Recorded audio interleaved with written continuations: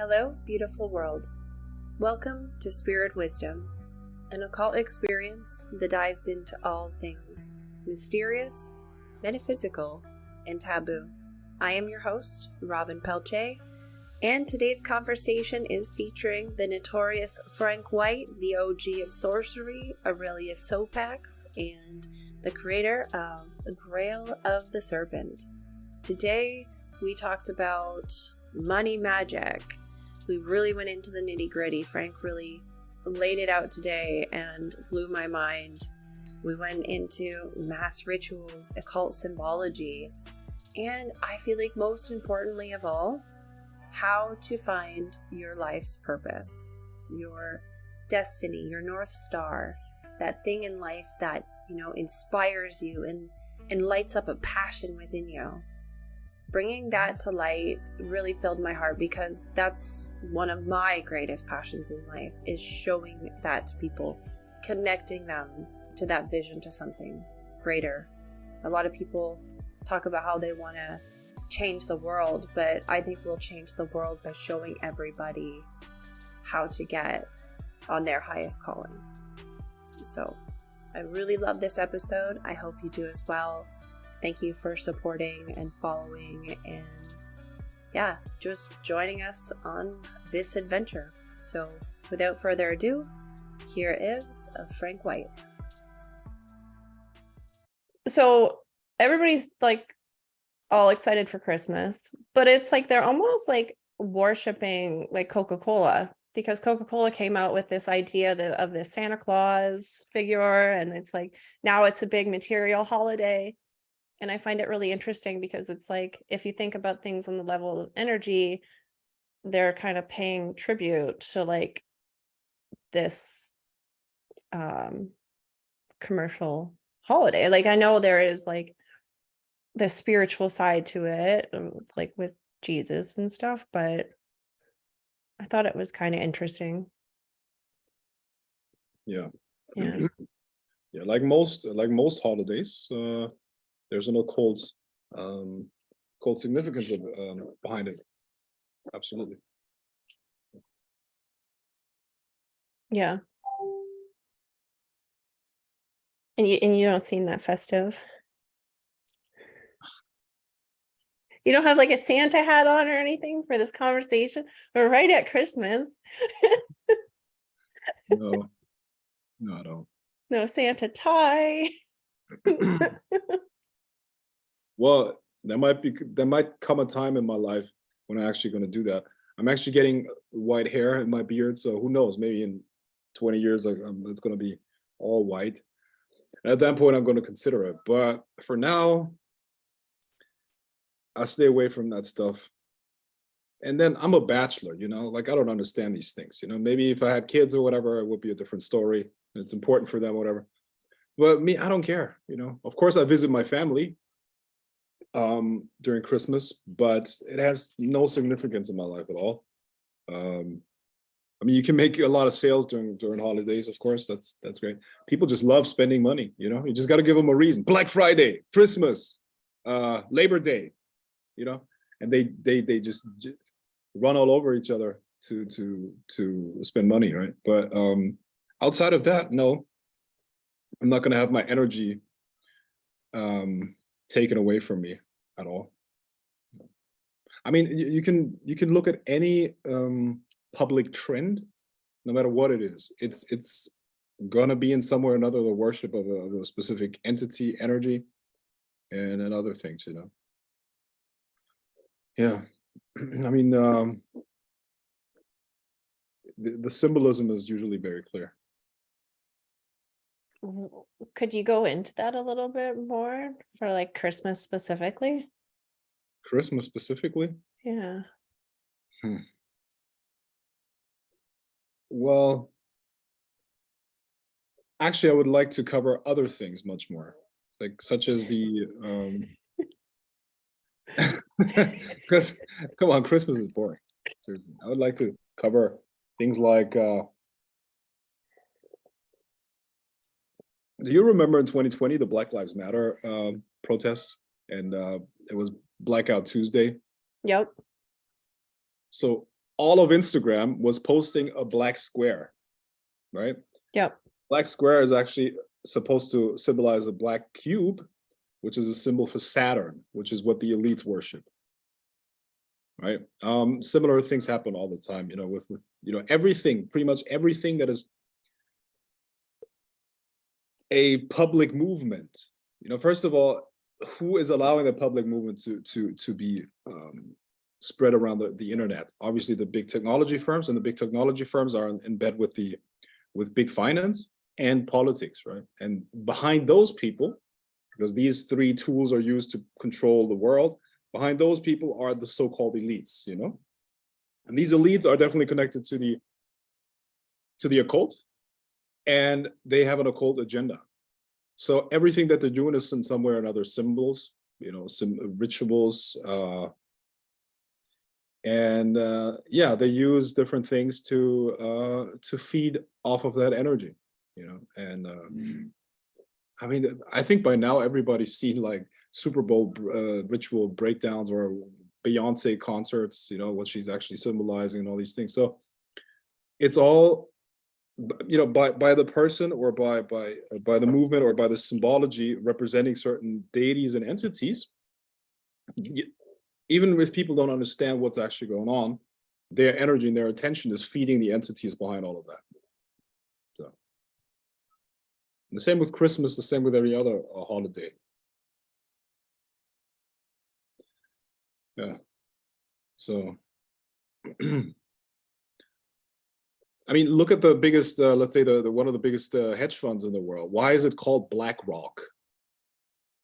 Why is it called BlackRock? Because the black cube symbolizes Saturn, which is the elites worship Saturn because it's the original sun. They have this religion where they believe that Saturn used to be the original sun of our solar system, and the sun that we have right now is actually something that came in later, and they're trying to bring back the golden age.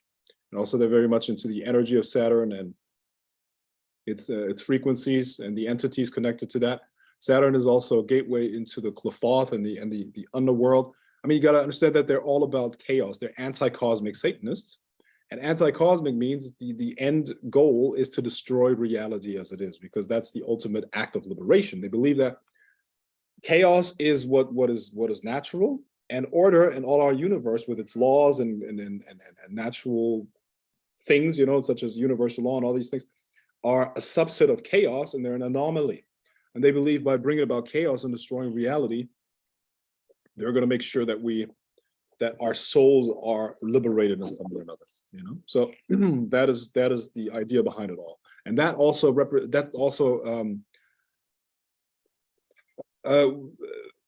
when you then have rituals that call upon these entities out of chaos, they will have very different characteristics to us, if that makes sense. They're alien in the pure sense of the word. They're not from this reality. They're not out of this cosmos, right? And at that point, you begin to understand why it is okay to do all of these horrible things to children, for instance, or to innocent people, because it's not about like our understanding of morals and ethics and empathy and all these things. That's completely irrelevant. It's all about destruction, and what is good is bad and what is bad is good, because good things perpetuate and ensure survival of what is already there, of reality, but their goal is to destroy it absolutely in any way, shape, or form. And everything, like I said, it's an inversion, it's a perversion of reality. This is also why, let's say, sexual perversion usually very quickly leads to demonic influence very quickly. I mean, the sequence is usually decadence. Decadence then leads to perversion, and perversion leads to satanic influence, demonic influence in one way or another, So these things are all interconnected. So do you think with porn, like most people have entity involvement with that? 100%. And porn is also a tool for those people to create a lot of gateways and a lot of food for demonic entities, for sure. It's the corruption of morals that comes with it, and with that also an access to people's energy. Plus, you keep the population very, very docile. You know, most men these days, I would say 85 to 90% of all men are addicted to porn and sugar. That makes them very docile, and it would be very dangerous or men are would be very much harder to control if that wasn't there. But if you want to control the population and you want to turn a bull into an ox, what do you do to a bull if you want to turn it into an ox? You cut off his balls. I don't want to think about your cat. Anyway. Poor bunny. Yeah. So what do you do to break the will of men, and how do you control them easier? You sterilize them through chemicals in the food supply, and you get them addicted to porn and sugar. And see, when a man releases his semen, the body right away goes back into conservation mode and recharging its energy. So they never get to the point, and they jerk off like 5 times a day or whatever. They're addicted to all of this stuff, and they unload all the time. So their body is constantly in this mode of going back into restoration and recharging, and that has all kinds of effects, not just on the energy of the body, but also on the psyche. I mean, porn and jerking off shuts down a lot of receptors in the brain that are responsible for motivation. So, yeah, I mean, porn is a mass control mechanism, and it is infiltrated by Satanists to a large extent. That is why, yeah, a lot of things are pushed that should not be pushed. Also, if you look at a lot of those company names, it says hell porn. It says whatever. I remember this porn. Yeah, I mean, what I'm saying is it's if you know what's going on, it's actually very, very clear to see. Also, the dehumanization of people in porn is very clear, and it's all constructed so that people start perceiving themselves as purely bodies and as flesh and blood. So women see themselves as like fuckholes, and men see themselves as whatever. What's the word? Whatever. You get the idea. The word's not coming to me, but you get the idea. Yeah. Oops. Yeah, it's pretty fucked up. What? Literally. Porn. Yeah. Yeah. Just like some of the fetishes too that I've seen. You shared like a video on like degeneracy, and it was like mind-blowing to see some of the stuff that like people have conditioned themselves or allowed themselves to be programmed to gravitate towards. But it's not them, Robin. It's a spirit that has accessed their energy body. I had a conversation, and this is just one example. I could tell you more, but I had a conversation with a dominatrix. And she would describe one of her clients. I mean, we talked about that one client anyways. She would describe that client as like when he shows up, he has like a different phase, and it's almost as if like this force has taken over. And then after the session's over, he looks normal again. So, I mean, this is clear. I mean, I can see, for instance, when people get drunk, and I've done that many, many times, but I don't have time to sit in a bar all day. Right? But anyways, when a guy gets drunk, oftentimes when they change their behavior and whatnot, it's a different personality taking over, but it's not their personality. What happens when they drink alcohol is their auric shield gets weaker and weaker, and it's much easier to take over. So an entity comes there and just acts through them, in some way or another. And that actually applies to many other drugs. And with pornography, the thing is that, of course, the person usually develops a a symbiotic relationship with different entities, and these urges that they have, then they're not their own. They're feeding the spirits through their actions. That's a really disturbing thought. Just like how many people are walking around. It's like you're talking to them, but you're talking to their entity, and just having like, just even with like a psychic ability, being able to shift your focus to be able to like see it. It's really, really weird. So, okay, so say people are listening and they may have like addictions to porn or alcohol. I guess the advice would just be to like start detoxing off of it. Like, I don't care. I really yeah. don't care what the fuck you want. It's up to you. For real. Yeah. I mean, if you want to be 10% of the man that you could be, yeah, keep jerking off. Fine. If not, you know what you have to do. So it's very simple. I'm not a big fan of this, help people out of their situation. Like usually, in my opinion, it's been my experience that if a person really wants something, really, really wants something, there's nobody in the world that can keep it from them. And if they don't want something, there's nobody in the world that can help them to get somewhere. Yeah. So it is really a decision. And see, it's always, it's very, there's a bifurcation. So either the situation is comfortable enough. Maybe they have like a job, they can pay their bills, it's all good. Maybe they even have a girlfriend, but they choose to keep jerking off. That's because the jerking off is better than anything else that they could have. You see what I mean? So, okay, it's fine. Then keep jerking off. It's fine. I don't care. But if you have the ambition to be greater than what you are, I highly recommend that you stop doing that. I highly recommend that you stop doing it. But I mean, at the end of the day, I don't care. Robin, I've stopped caring about what people do a long time ago because I know you could, first of all, especially in the spiritual community, people want to be entertained. They don't want to learn. That's something I had to learn myself.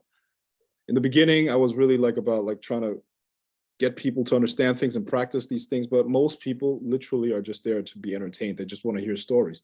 And at the end of the day, it's not different from any other field, you know? I think most people are spectators and followers. Sheep. That is one of the reasons why the world looks the way it looks like.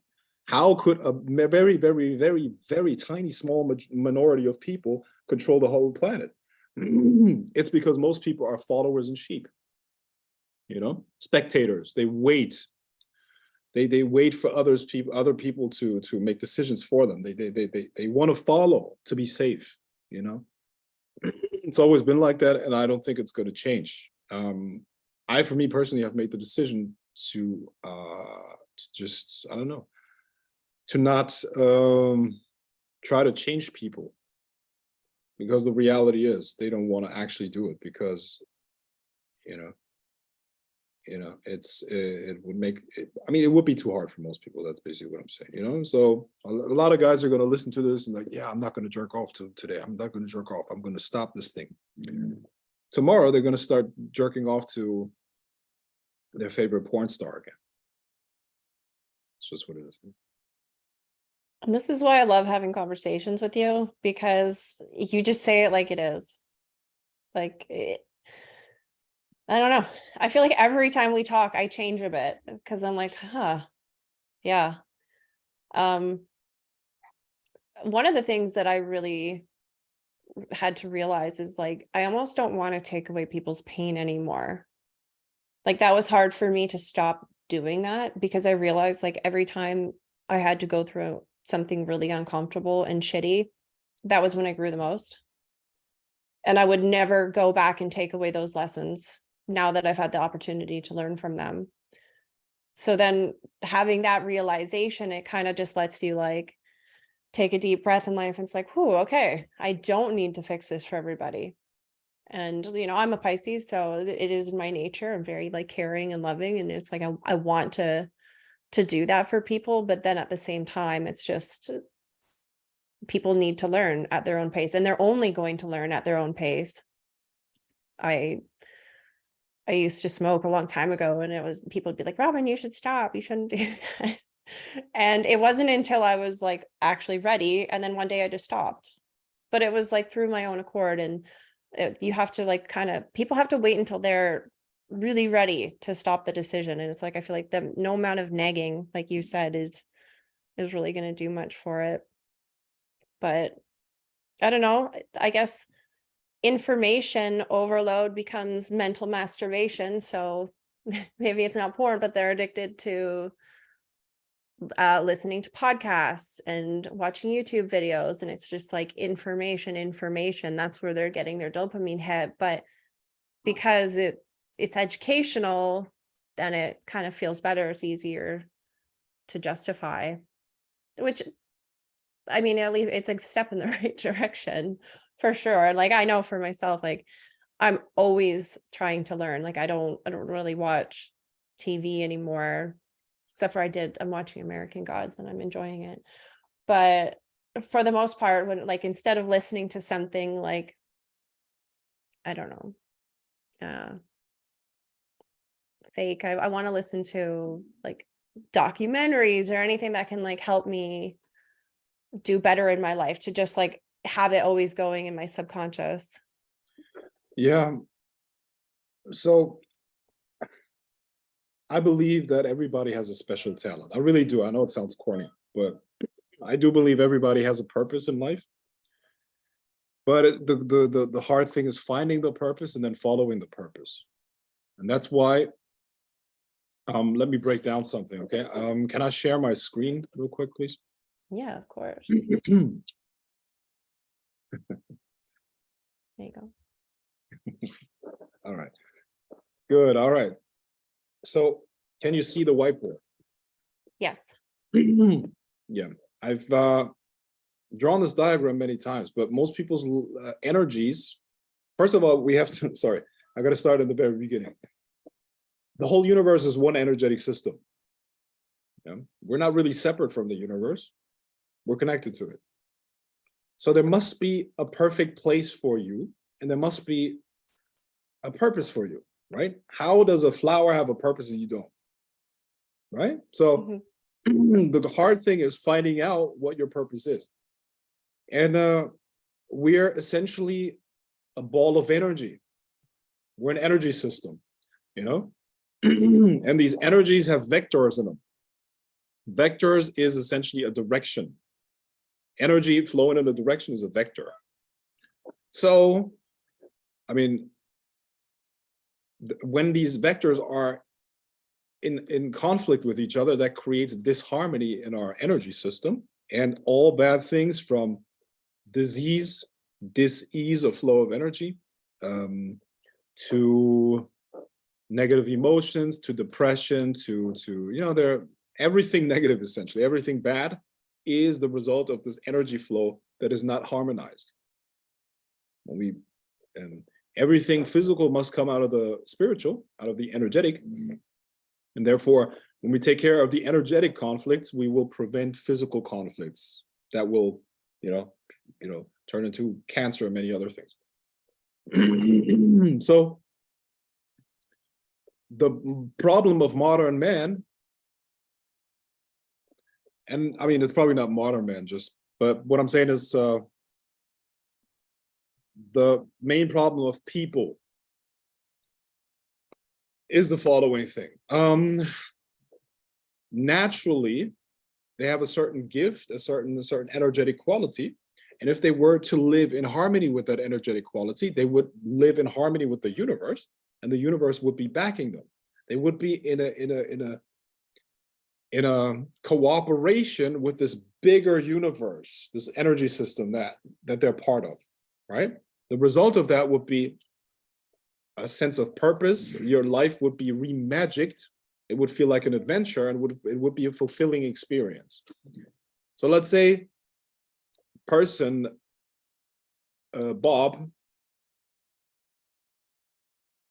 Bob is naturally, his whole inclination naturally is to be an artist. that's a certain vector, energy directed in a certain direction, right? Let's say that's 60% of his energy.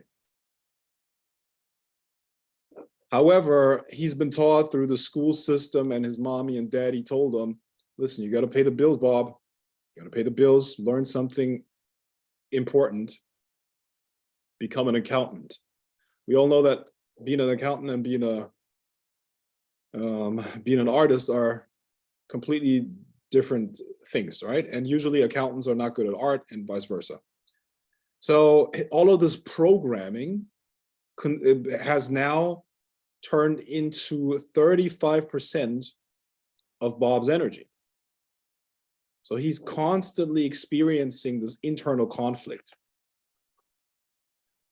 And this is what he feels like. And this is also, by the way, why people need that release through porn, through alcohol, through drugs. They need that release because they're fucking going crazy with this internal conflict that they're experiencing.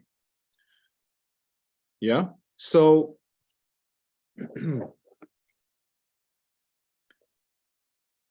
Bob has 5% energy left. You know, 100 minus 35 plus 60, that's 95. So he has 5% left. That's what he uses to live his life. That's his conscious willpower. He pulls through. He's shitty as his career, but he's able to keep his job. Why is he shitty as career? Because he's not supposed to do that. It's like an elephant trying to swim. But he has to pay the bills. He's probably got a mortgage. He's married. Maybe he has some kids. Fuck. Now he's locked into this fucking lifestyle forever. And he hates his life. He hates his wife. His wife hates him. She's probably cheating on him with a guy like me. Anyway, no. So what I'm saying is, so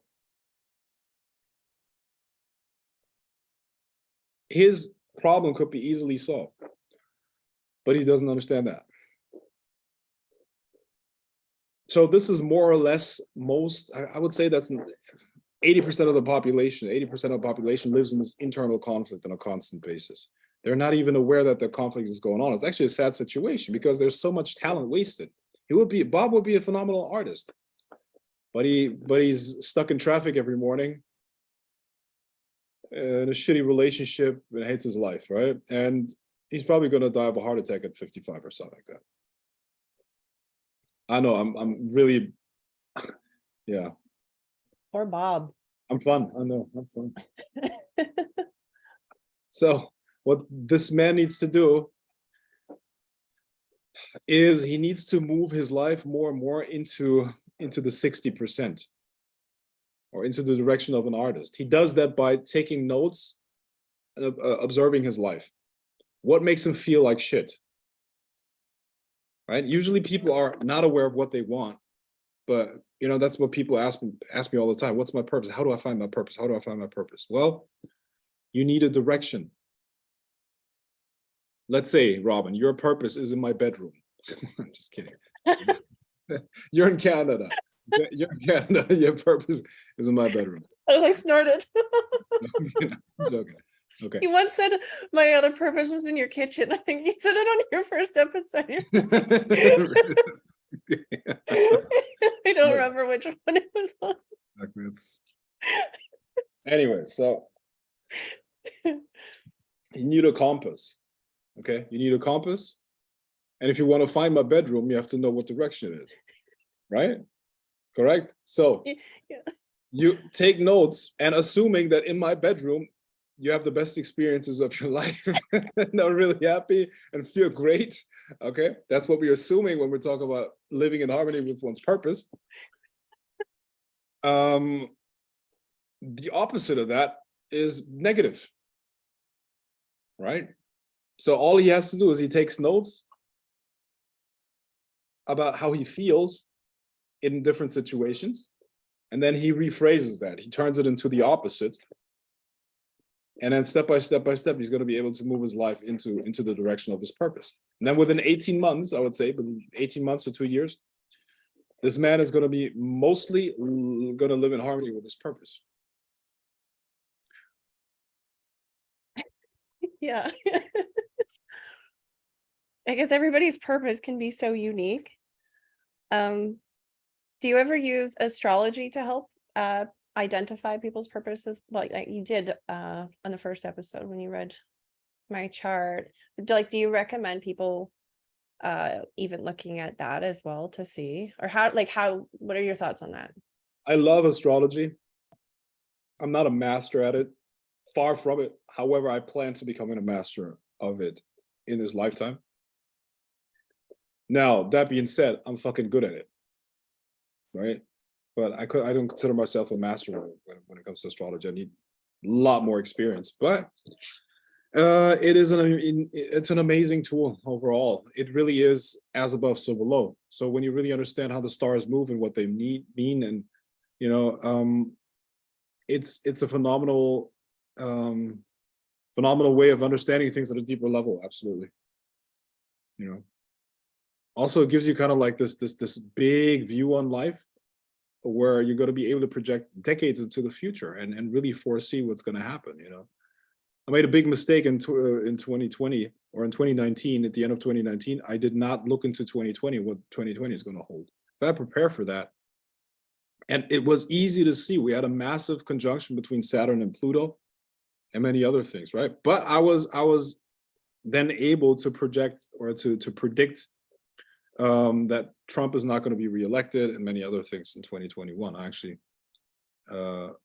shared that prediction with many other people based on astrological data. So it was clear.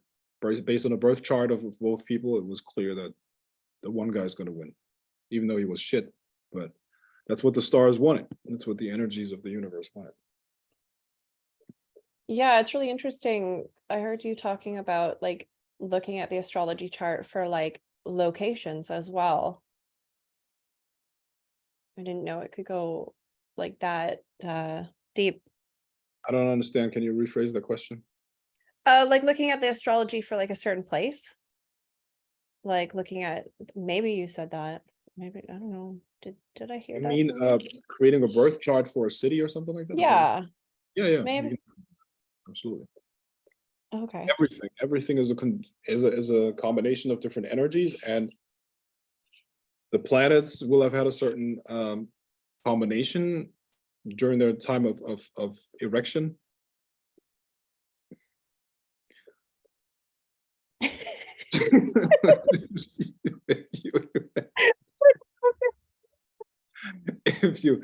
if you erect a certain city, or basically found a certain city at a certain time, it will have a birth chart. Countries, the same thing. Organizations, all of that. You can even invest based on that. You can make investments based on the birth chart of a stock. That would be the IPO of the stock. That would be the birth time. Interesting. So I guess I could look up the birth chart of my own business. I guess so. Yeah, definitely. Weird. I love how like creativity comes into Magick. It's just like if you can think it, like you can probably do it. You just have to be creative and open to ways to work the matrix. Mm-hmm. Yeah. Hmm. Yeah, the imagination is I mean, that's the tool. Whatever you can think of in your imagination, you can actually bring into this world. And at the end of the day, that's how everything else is created too. Look at this massive, big microphone. It existed in somebody's mind before I can hold it here. It's really heavy too. I know, I have the same one. No way. Is it really the same one? Yeah. The shaft looks a little bit different though. No, it looks the same. More round. I think the shaft of yours is more round than mine. I'm not sure. Is that a blue Yeti?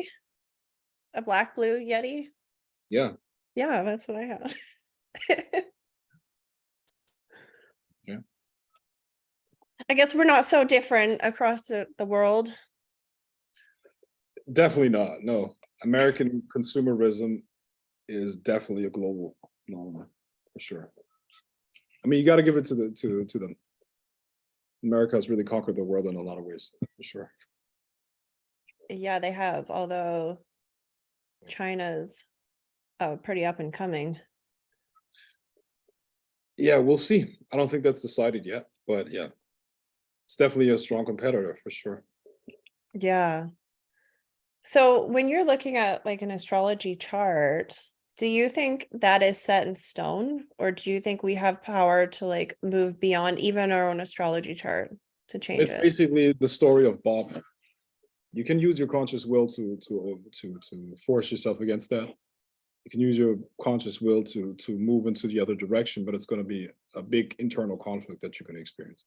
So it's always best to kind of like work in harmony with what's written in the stars, because it's even because it may be hard for people to even know that's who they are underneath like the trauma, the programming. I mean, some people can be so far gone from what they truly love. It's my experience that people are usually finished by the age of 5. The natural inclinations that you had when you were 5 years old are going to stay with you your entire life, you know. And I was interested in meditation and magic when I was 5 years old, bar none, for real, for real. I remember watching ninja movies and then scaring my mom by sitting in front of her in a meditation pose and like trying to move things, and she's like, don't do that. Anyway, the point is, do you want to swim with the tides or against the tides? Imagine the ocean. You can't fight the universe. You can try, but you're gonna suffer for it, you know, and you're gonna destroy yourself in the process 100%. Now, unfortunately, most people live their lives like that. Like I said, Bob is 80 to 85% of the population. Yeah. This is Bob. He lived. I have this Adam in my mind right now. But yeah, I mean, you know, or people think they have to do this in order to make money, you know, or people think that they have to I think you can make money with anything. If you're good at it, you can make money with anything, with literally anything. And if you're good at it, people are going to pay you, and you're going to have fun doing it, you know. So not everybody needs to become a online marketer or something like that, or whatever people think is important. You know? Elon Musk is Elon Musk because he follows his purpose, you know. Yeah, I think it's a lot easier said than done. When I knew I wanted to get, you know, into what I'm doing now, I wouldn't have done it if it wasn't from, I would say, like, for synchronicities or like signs that would lead me. Like I would often like have these like dialogues with the universe. I'm like, if I'm supposed to do this, I need you to send a sign right now. And then that was like one day I was yelling in my car and like 2 doves just like flew up right away in front of me. I'm like, oh shit. Okay. Or I don't know. Here's a cute little story some people might enjoy.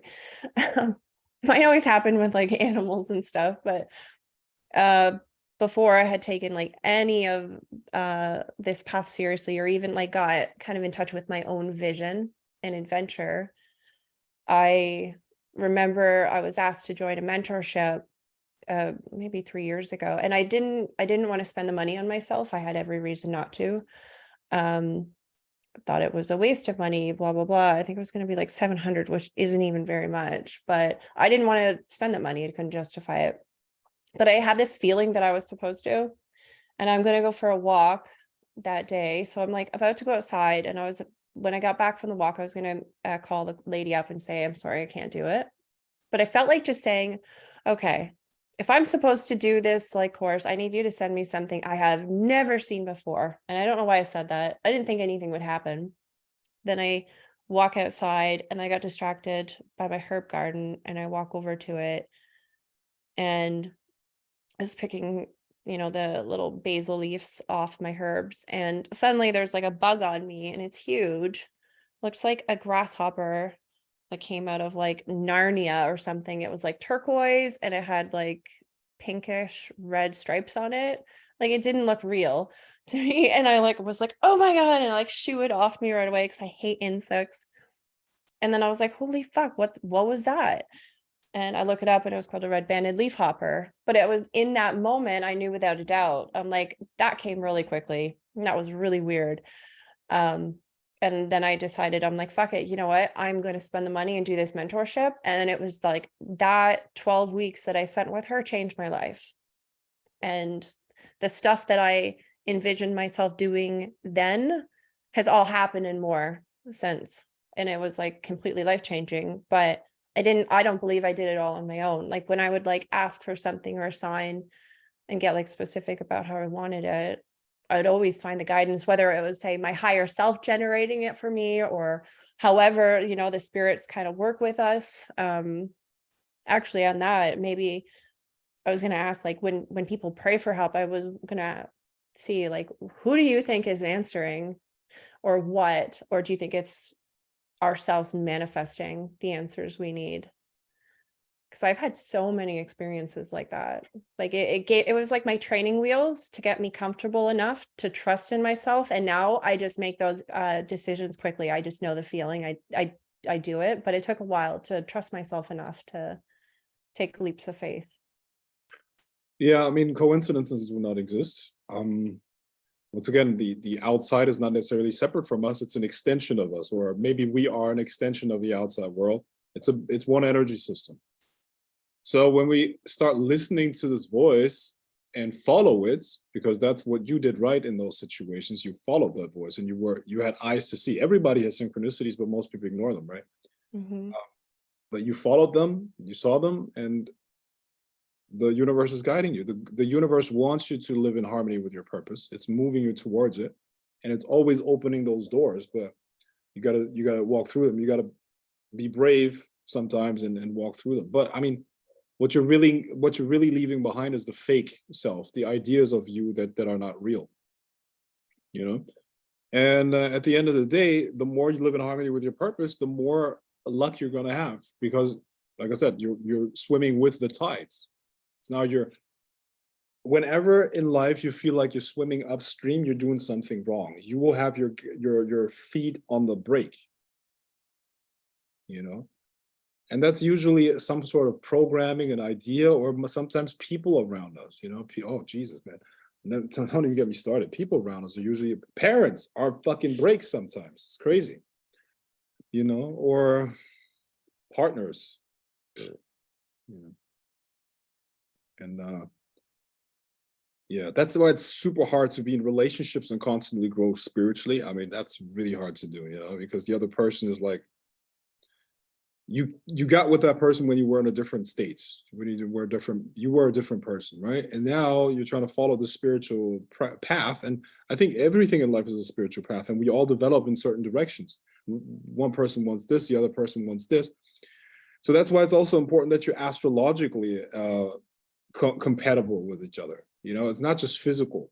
That's something that astrology can be used for too. You have to know that the other person and their path isn't somewhere aligned with yours. Otherwise, you're okay. They're fuckable, but how many people are fuckable? You know, a lot. So that's a problem. You know. And by the way, that could also be a path to another topic that we discussed in another call. You know, why does it make sense to be monogamous, or why does it make sense to be with one person for a long period of time? Why does it even make sense? It's because the energies are kind of like synergistic and they help each other in their growth. But you can't see that if you're not looking at the horoscope, you know. So that's very important to know. But I mean, generally speaking, the further you develop spiritually, the harder, or the rarer the people that can follow the frequency, you know. That's definitely true. Yep. Well, I guess we all have to pass through kind of like that hermit phase to be able to walk this path. Hermit without jerking off to porn, okay? Yeah. Sorry, guys and ladies. I don't know. It's not just men, by the way. 85% of all women watch porn too. I know so many women that have talked to me about having porn addictions. It's just really looked down upon for women. It's like it's almost like a taboo. It's weirder for them to say that they would or that they do.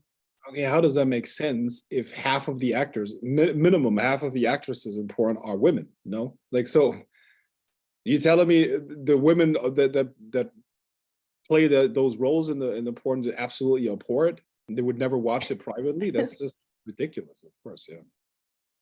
I don't know, there's just a stigma that goes with it. Women want to be seen And as rightfully more so. proper. I believe Yeah. that's good. Bring back the horse thing. Bring that back. I'm absolutely for that. Yeah. That was a Slut really shaming. Slut shaming. oh my God.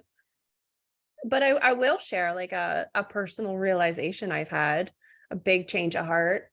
Because I used to be like in the first episode till now, I've already changed my mind on a few things. Like I used to really want to like liberate women to like own their sexuality. It was like really programmed, right? Especially in all like the coaching, spiritual coaching and stuff. It's really like all around women and like how wet your business makes you and stuff. There's so much like sexually explicit language that goes with everything. And they're really tying it into like you need to be like a well fucked woman to do well in your business. 1 second, I have to clear my throat. Oh my goodness. But yeah, like there was just so much about like liberating women, and I felt like that was the right message to share because women had been so like slut shamed and put down and kind of repressed in a way, and that's what I had felt. But I started listening to a lot of your talks, and there's another lady I listened to. Can I say something here? Yeah. First of all, in my experience personally, I think women slut shame other women more than guys do it. Guys would like a slut, absolutely, but they would not wife her up or they wouldn't want to be with her long term. If I'm going to be completely honest here. I believe that in some way or another, the first man that a woman has she's his forever in some way or another. There's a spiritual connection being made, and they're going to be connected forever. He's the first one, and she's never going to forget him, and she's his in some way or another. So, the bottom line is this: everybody knows instinctually. This is not programming. Instinctually, men would definitely take advantage of a woman like that. However, they would never consider her anything serious, or deep down they would feel that she's not the one, or that she's not something that they want to pursue long term. And women are the ones slut shaming other women way more. Women slut shaming. I don't think that's societal programming. I think that is something that we feel instinctually. And there's this old saying, basically, why is a man praised for having a lot of women, and why is a woman shamed for having a lot of men? Or it's because a key that can open up any lock is a great key. A lock that is opened up by any key is a shitty lock. And there's a lot of truth to that. You can hate me now. Ouch. What you were saying about like how men only take like certain women seriously, and this, more promiscuous behaviors that are like, yeah, maybe not wife material. Like that would have like offended me more when I was younger, but no, like I now really agree with you. And that was like a really hard realization, because I started seeing the patterns, and then I would hear, people who spoke to me, women who were like, what am I doing wrong? Like, we went on a date and I was sending him like pictures, we were like sexting, things were like really, really good. And then he just stopped. And I'm like, well, you gave him everything. There's nothing left to pursue or anything. Like, it was like they gave it up, right away. And it's like, I don't even think that's it, Robin. I don't even think that's it. It's not about the sex being everything or the body being everything. It's about what quality of woman is that. That's what it is about. It's essentially like how, okay, so purity is value, purity. And the guy is going to be like, okay, she's sexting me. oh yeah, I'm the only guy in the world she's ever sexted. Of course not. There's an instinctual reaction. I'll tell you what, if I hear a woman talk about, like, if I'm with a girl and I hear her talk about previous sexual encounters with other men, I literally have a visceral feeling as if I want to vomit. And any psychologically healthy male feels the same way. We want to be the only one in an ideal world. Okay, I understand that that's like unrealistic with a lot of women, especially in Europe, North America. That's pretty much impossible, right? But we want to be the only one that she's ever had, because that's purity, and that's value to us.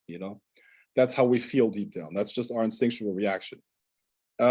Nobody can change their instinctual reactions. It's just what it is, okay? Such as a woman can't help but to be attracted to a guy if she knows that another woman wants him. That's just what it is.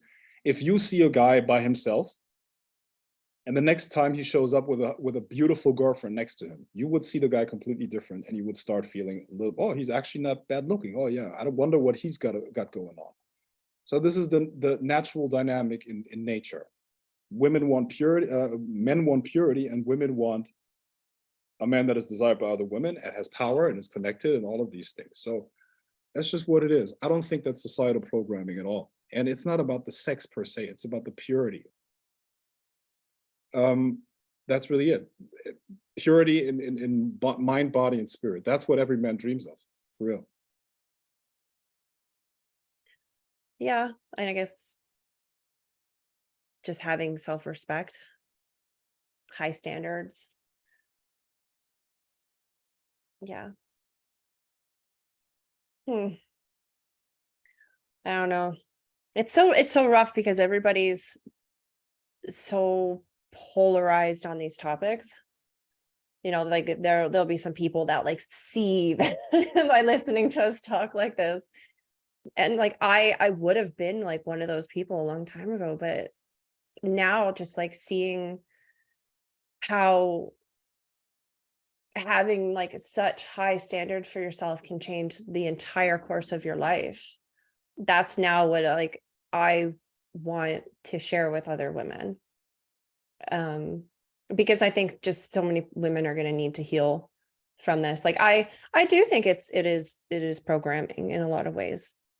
And it is a spiritual thing. Once again, the spiritual perspective is what's lacking. People talk about soulmates and twin flames, but while they're waiting for their soulmate and twin flame, they're going to fuck everything that has a pulse, right? That's basically what they're saying. Or like I've seen some comments below. I mean, I don't know if you've seen what was posted on my channel, but there was a segment about twin flames, and people become experts about all of the spiritual stuff when it comes to these topics, right? So, okay, if you take that so serious, have you stayed a virgin till your soulmate showed up? If you really believe in that, or in your twin flame. See, if you have a truly spiritual perspective, you understand that everything is one thing. Everything is intertwined. And if you give your spiritual essence away to another man, you are betraying your soulmate. That's what you're doing. And so I think we have a spiritual crisis. We have a spiritual crisis. So in the past, it was religion in some way or another that kept people from doing that and from understanding the sanctity of this whole thing. But now, I think we need something else that can come in. And I think a lot of people would benefit from that understanding that it's the spiritual and the physical are interconnected. And if you, as a woman, give yourself up to a man that you're not spiritually compatible with, you're not just giving away whatever. You're not just giving away your pussy or your body or any of that. You are literally being defiled. And it's harsh. I understand, but that's in my opinion what's going on. And like I said, everybody can have their own opinion. However, we all, what would it feel like if you actually waited for that guy and he shows up and he's the first one and he's the right guy and you knew that spiritually based on many other things? That would be much different. It's except for, I mean, instead of what girls are doing these days at 13, 14, they're losing it all. They're giving it away at 13, 14. Giving blowjobs, hand jobs, so it's kind of sad actually if you think about it. It's really sad. Yeah, at that age, it's pretty horrific.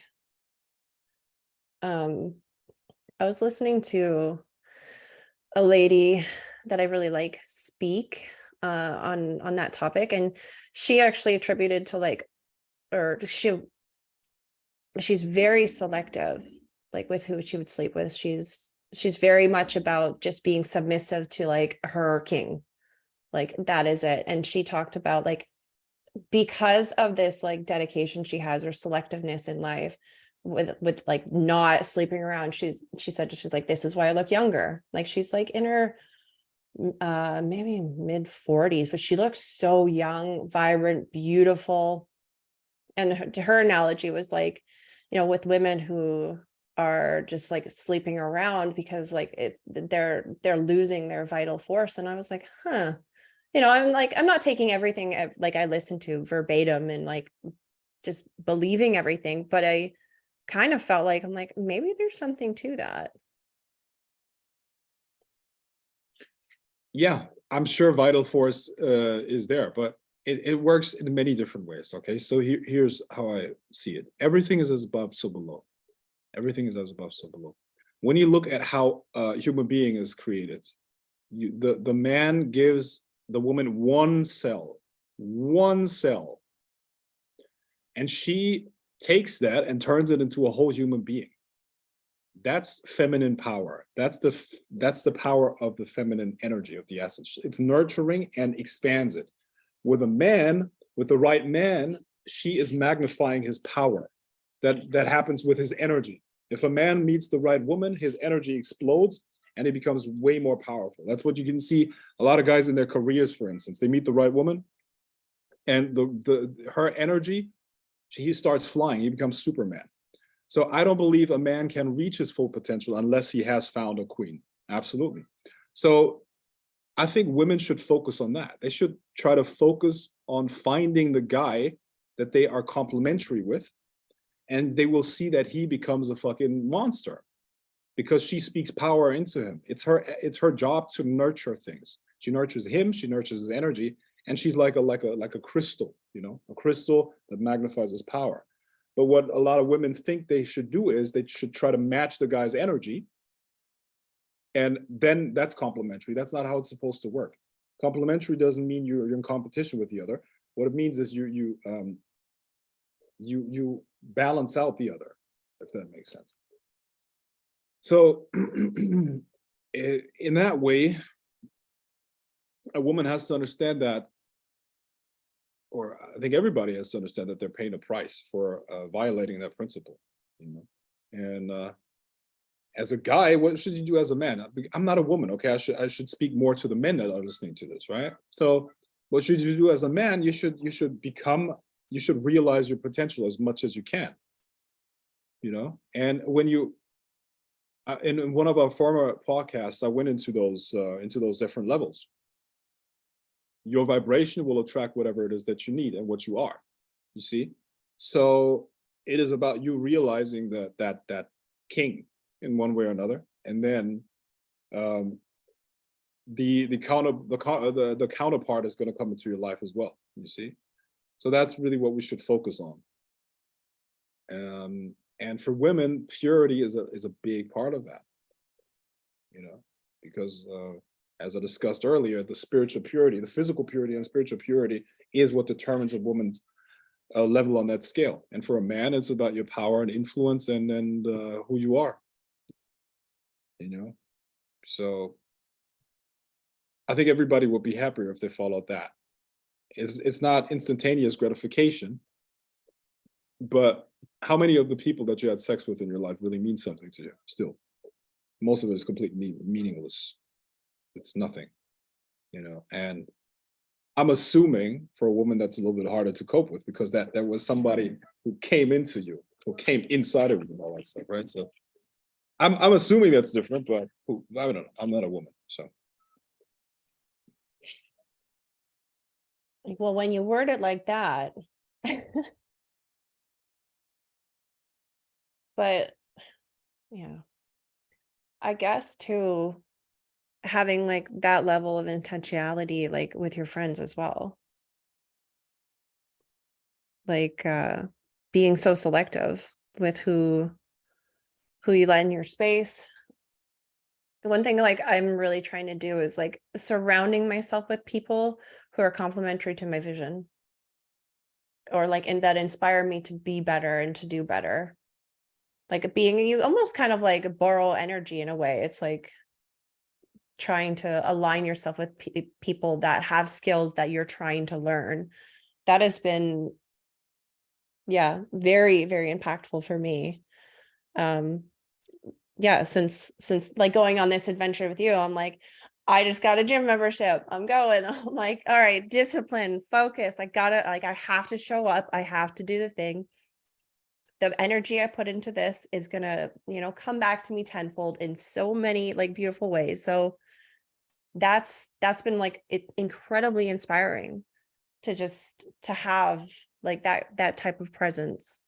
And yeah, I can't emphasize it enough to like be just so intentional. Like your time is your greatest asset. Like how are you going to choose to use it?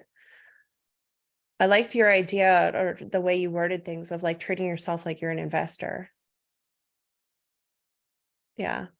Yeah, very important. Exactly. So I only do things that have multiple ROIs. What does that mean, multiple ROIs? There have to be multiple positive things that come out of this. So number one, of what we're doing right now, we're building your brand, which is what I'm going to benefit from. Number two, this is going to be content that I can put on my YouTube, which is value that I can put out there. Number three, people are going to be informed through that value that we're putting out there. They're going to be, they're going to come into the school of adepts. And I'm also kind of like helping you. I'm training you at the same time, right? So I only do things that have at least 3 ROIs in my life. I don't do anything else. And that's literally how you should see yourself. And that's how you get the most benefit out of things. You know, one of the hardest things when you're like self-employed or entrepreneurship or whatever is to decide what to do. And yeah, by doing things that have multiple ROIs and seeing that and really thinking of that way is going to give you the most return. That sounds like what did you call it? The Pareto principle? It's slightly different. But yeah, absolutely. I mean, the Pareto principle would also show you what things are more important than others. Absolutely. Yeah. Yeah. Would you be able to explain really quickly the Pareto principle? Yeah. Pareto is essentially a law that was discovered by a sociologist named Pareto, Italian guy. And I think he studied the distribution of property and wealth in a population. And he found that in every city that he looked, roughly 20% of the population owned 80% of the land. And then he looked further into other places, and by now it's been established that this is a universal law. 20% of value is always created by, or sorry, 80% of value is always created by 20%. Let me try to explain it like this. So 20/80, right? 20% of all leaves on a tree generate 80% of the oxygen. 20% of all rivers carry 80% of all water on Earth. 20% of your cells use up 80% of your energy. 20% of your customers are going to generate 80% of your revenue. 20% of all men fuck 80% of all women. And many other things. So, but Pareto can also be applied to Pareto. So what is 20% of 20? That's 4. So, and what is 80% of 80? 80% of 80 is, I think, 64. So 4% of all leaves generate 64% of all oxygen on a tree. 4% of all men fuck 64% of all. 4% of all rivers carry 64% of all water. 4% of your cells use up 64% of your oxygen and the energy that you have, right? And you can do it one more time. What is 20% of 4? is 1.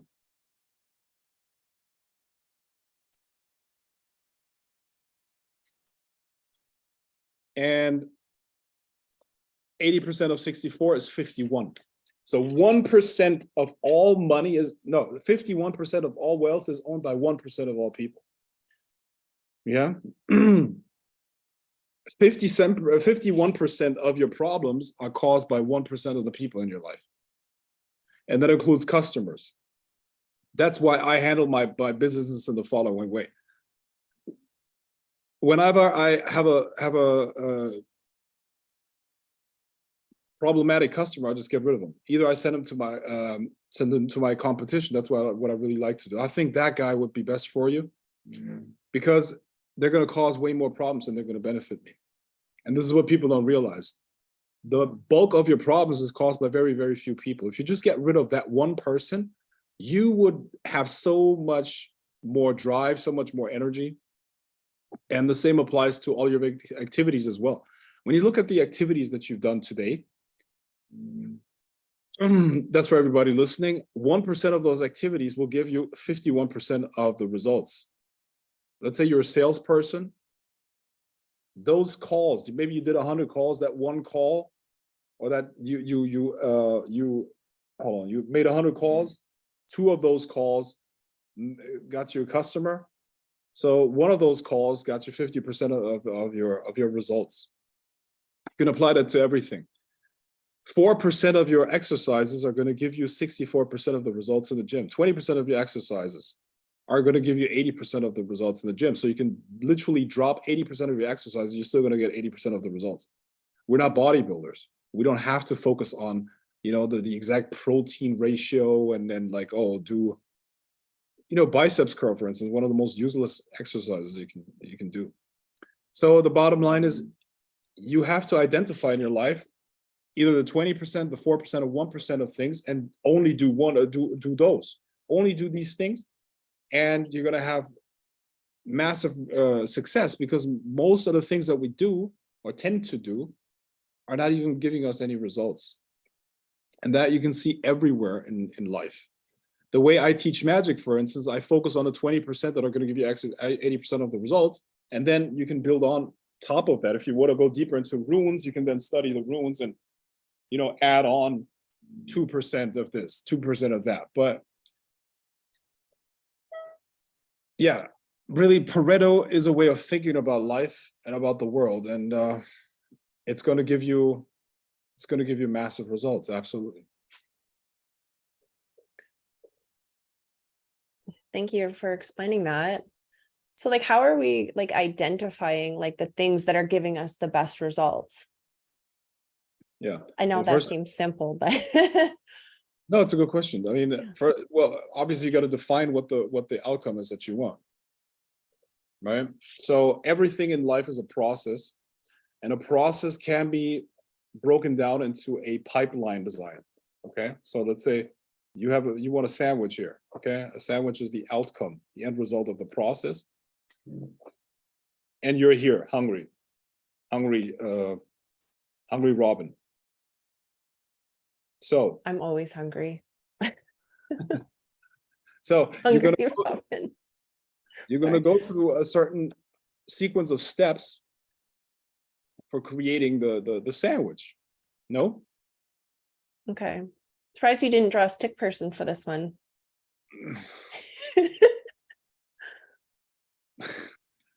Well, Robin, you're so beautiful, I could never draw you. I'm not even So you're going to go through a sequence of steps. No? You're going to go through, walk into the kitchen. Step 2, grab a plate and knife. Step 3, peanut butter. Step 4, jelly. Put it on the bread. Step 6, eat. Right? Eat sandwich. So now you have a sequence of steps. Correct? Now, what are the things that are that gets you to that thing here faster? Okay, so in reality, it never works like this. It's never streamlined like that.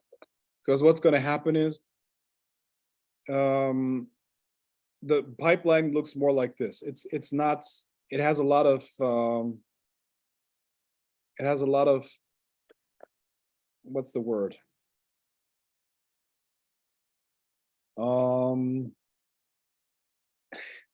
It's uneven, if that makes sense. There are a lot of problems there. Okay, so imagine there's water flowing through this pipeline. You could improve everything up here, okay? But what's actually going to make the biggest impact is evening out this here, okay? So the biggest dent must go. So what you need to do is you need to identify the dent in the process that you're going through right now. All right. So let me make it simpler. What is the biggest dent in the process of creating the sandwich right now? Okay, so I have no jelly. Boom. Now you know you have to get jelly first before you start the process. And you know Abraham Lincoln, you know what he said? If he had 8 hours of cutting a tree, he would spend 6 hours sharpening his axe. What does that mean? We have to think through the entire process before we get going, because here's how most people work. And I know this is going to sound funny, but this is actually how most people work. Robin is hungry, runs into the kitchen. Oh, there's no bread. She goes and gets bread. And I'm sorry that I'm using you as an example, but okay. You're just my victim right now. So Robin goes to the grocery store, gets bread, moves on to the next step, enters the kitchen, grabs a plate and a knife. There's no peanut butter. Oh, she moves back to the grocery store, gets peanut butter. Boom. Now she's gonna be here. Puts peanut butter on there. Moves to the jelly, realizes there's no jelly in the kitchen. Boom, back to the grocery store. Boom. Now she's back here. And now whatever else the next step would be. Yeah, but it's not smooth, right? It would be much better for her to first check in the kitchen what's available, right? Or to even have notes about what's missing. And then before she starts doing it, goes to the grocery store once instead of 3 times and just finishes the process. Most people don't think through everything they do before they start it. And that's, for some reason, that's for a lot of people, that's very hard to do. They just can't wait to start, you know? And if you just remove that mistake from your life, you will have much more results. You will be super productive, even though you're not doing that much. You know, I mean, what is success? It's really the avoiding of lack of success. You know what is the most success killer, or what's the biggest success killer? An energy killer. It's things started but not finished. Things started but not finished. And what makes people start things but not finish them is exactly what I just described. In the middle of the process, they lose motivation, because man, how many times more do I have to go back to the grocery store to get my stuff, you know? Oh, maybe I'm not capable of creating a sandwich or whatever, you know? So the best thing is to think everything through. Then you test it. I often use that example of the wall with the 1,000 buttons, right? Or the blue buttons. So, okay, do you really want me to go into that? Yeah, I think it's really valuable how you explain it. Have you heard that analogy before? I did just hear it and I loved it. So there's a wall. There's a wall with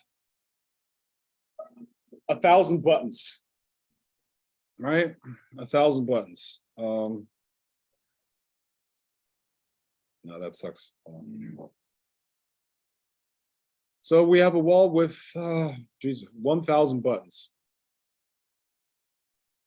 995 of those buttons are red and 5 buttons are blue. That wall sits on a platform, and when the platform moves forward, this is the land of milk and honey.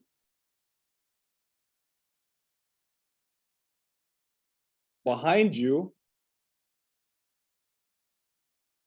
there's a pool with sharks, and they're going to eat you. So you're going to fall into that, and they're going to eat you. When you press a red button, it's going to move you backwards. When you press a blue button, it's going to move you forward. Now, the problem is we have 995 red buttons and we have 5 blue buttons. And this is an example of how success works. Success in business is like that. How do you know an idea is going to work? Most people, when they start a business, they have an idea and they work on the idea. They invest months or years into the idea before they even know if there's a demand. That's stupid. That would be pressing a red button, because you're losing money, you're losing time, you're losing effort, you're losing energy. And we already talked about how important it is to be an investor in your life. So what you do is you test your ideas before you put them out there. And the same thing applies to life in general as well. You can apply this example to everything else in life, because, like, let's say marriages. How often do marriages work out? How do you vet your partner? You have to know that. What are the red buttons? What are the blue buttons? A business partner, very, very important. How do you know if this is the right business partner for you or not? You know, so many things, so many situations in life. So in addition to that, that room is completely dark. You don't know, you don't see the color of those buttons. So what would you do? You know your life's in danger here. Your life is really in danger, right? So what you would do is you would maybe ask people first, people that have been in the same situation, for, hey, do you know where the red buttons are? Do you know where the blue buttons are? I mean, actually, you're just using the blue buttons. You know the difference between an average investor and Warren Buffett? Warren Buffett, over the years, has found a couple of blue buttons, and he does nothing else but pressing one blue button over and over and over and over again. That's, by the way, success in every other field too. People through trial and error have found a blue button, and they're pressing that blue button again and again and again and again. That's what they're doing. And now they look like geniuses. So the number one thing that you have to do, besides getting as much information as you can, of course, is you're going to have to invest as little into the idea before, in order to test it. You test ideas fast. You got to test fast, knowing that 995 of 1,000 are not going to work. But you got to test them first. How do you test them? With very, very little, with very, very little effort. For instance, I tested a product. Well, okay, to be fair. Okay, the Secret of Manifestation course I put out 2 years ago. 3 years ago, in 2019. Secrets of Manifestation course. Here's how I tested the idea. I put out a video. Hey guys, you can pre-order the course Secrets of Manifestations. I had not invested a minute in creating that course yet. I put out a video. Here's a landing page. You can sign up. If you can pre-order it, blah, blah, blah. Good. That's how you see if there's demand there. If there's no demand, I just refund the people. Maybe let's say only 2 people sign up or whatever. I just refund the people, worst case, and tell them something happened, blah, blah, blah. We couldn't produce it, boom. But I didn't invest hours or days or however long it took me. It actually took me quite a long time actually to put together that course. I didn't invest that time into an idea that was dead, you know, or there was no demand for it. I tested it before that. And only after I saw a certain number, I actually went on to create it. And now I knew my time was not wasted. This is how you test products, for instance, you know. You don't even need the product. You just need a landing page. That's it, you know. This is why large companies always pre-sale, right? Like, how many times have you seen a pre-order form? You can now pre-order the new Nike shoe. You can now pre-order the new iPhone. You can now pre-order this and that and the other. It's because they're testing the demand. Now with an iPhone, there's always going to be demand, obviously, right? But You can reproduce these things on a smaller scale and test your ideas. The bottom line is this: you first have to figure out what works. You find a blue button, then you perfect the process.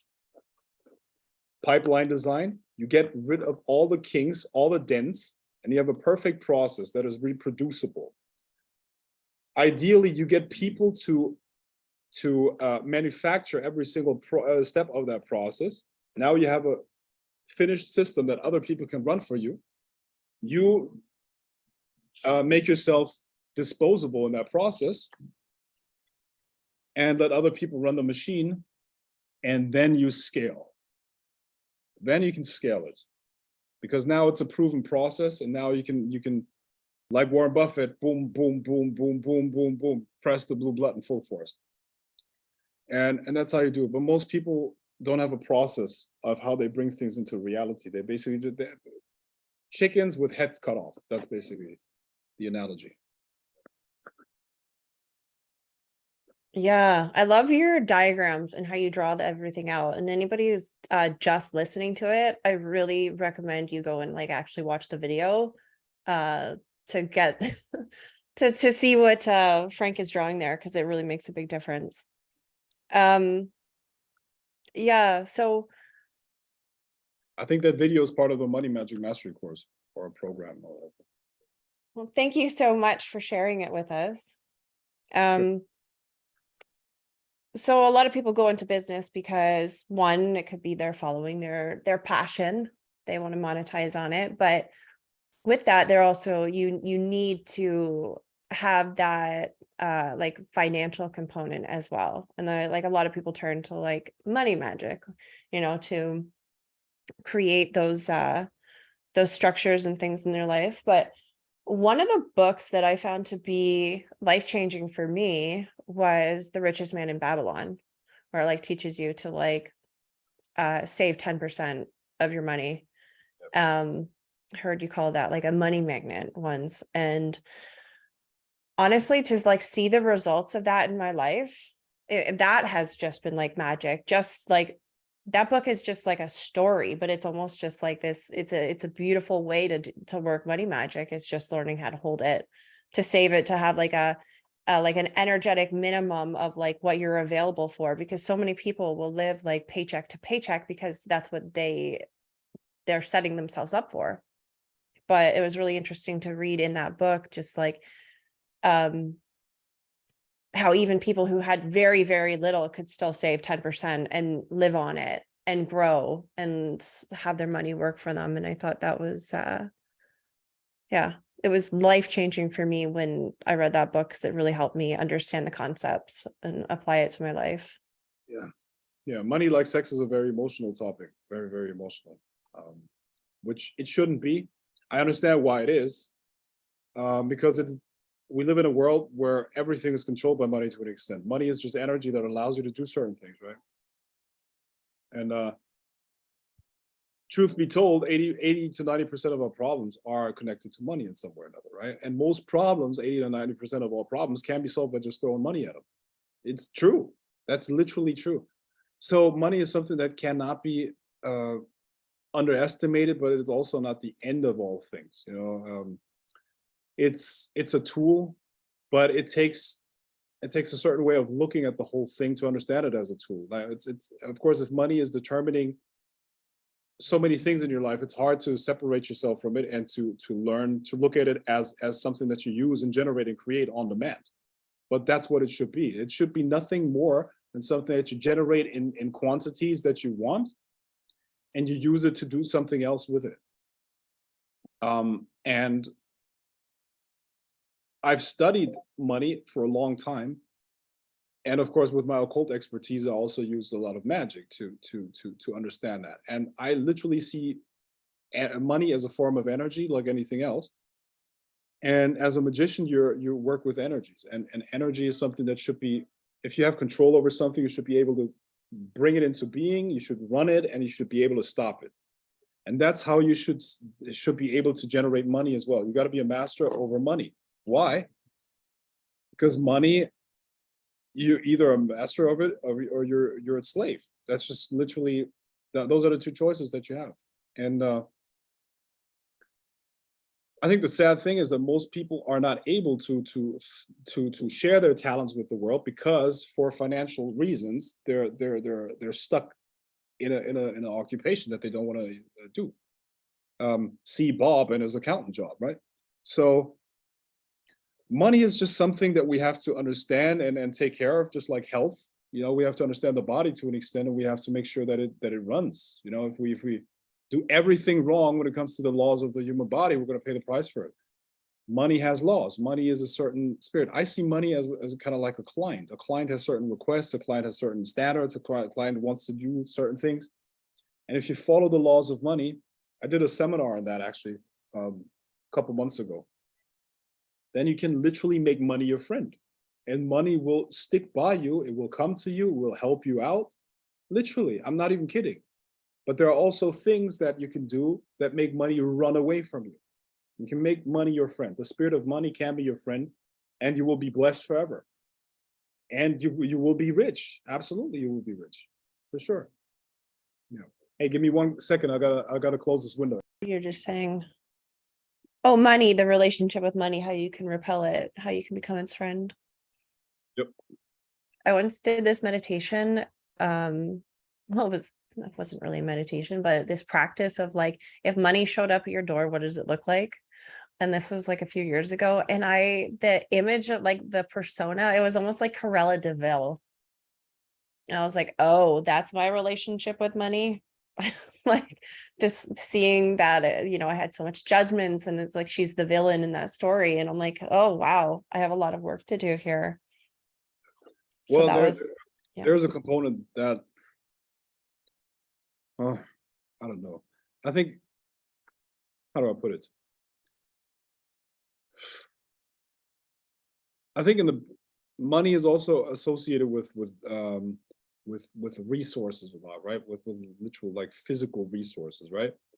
And in the past, in our primal past, we literally had to be aggressive in order to acquire a resource, because we would literally have to kill other people in order to get it, right? And the most aggressive empire would own the most land, and it was a harsh place, right? And that's why we associate resources subconsciously with aggression and also ruthlessness.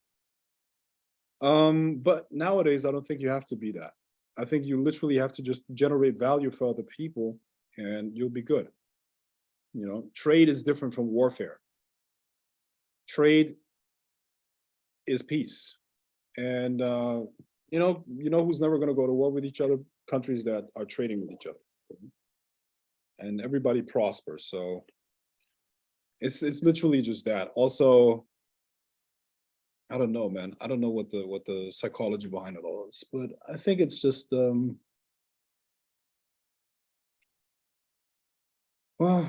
I don't know. I think I have to study a little bit more of evolutionary psychology to fully understand that. Yeah, well, it's a big topic. I know you did a big money seminar, but I didn't know if you could like give us just like a quick couple, like what money likes and what money doesn't like just a little teaser. Money loves order. Literally and subconsciously, we all know that. I think we know that money is connected to order. Look at a bank. What does a bank look like? Everything's super clean. Everything's super like orderly. And I don't know exactly why that is, but it is true. And when I say order, it doesn't mean that everything is just super clean. It means that everything has its place. Everything has to have its place. That's what order means. If you get your books in order, if you create like a account system where everything is clear, this is my savings, these are my expenses, this is where my rent is paid from, blah blah blah. All of these things will attract money, because money loves order. I don't know why. Money also loves expansion. There are two ways to spend money. You can spend money on stupid things, hashtag porn or whatever, or getting drunk with it, or things like that, or you can invest it. which means you buy a course with it, preferably one of mine, of course, right? So if you invest it, it will come to you because it likes to expand. But if you spend it on stupid stuff, you're wasting it. So you got to treat money with respect. And that's what it means to treat money with respect. You gotta value it, and you value it by using it for productive things. Money loves charity. The way to never go broke is what you mentioned earlier, saving a certain amount of it, plus giving a little bit of it away to whatever. I have have 5 children that that are going to school. I finance. I basically, what's the word called? I take care of them. I finance them.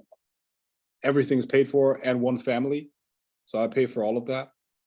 And that is not an expense, because I promise you that stuff is going to come back to you manyfold.